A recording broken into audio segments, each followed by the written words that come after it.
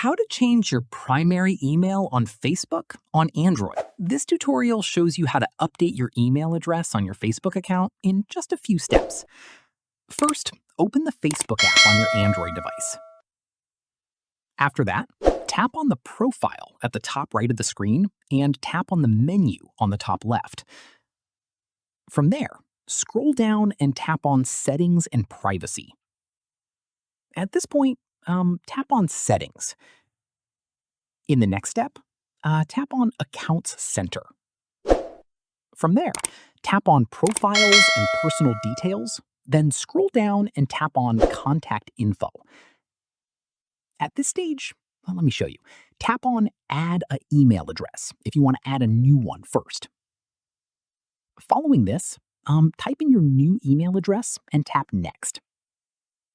Once done, Facebook will send a confirmation email to that address. Go to your email inbox and confirm the link to verify it. From here, come back to Facebook and go back to Contact Info. At this point, tap on the new email address you just verified. Following this, set it as your main email address. Once done, your new email will now be the primary email linked to your Facebook account.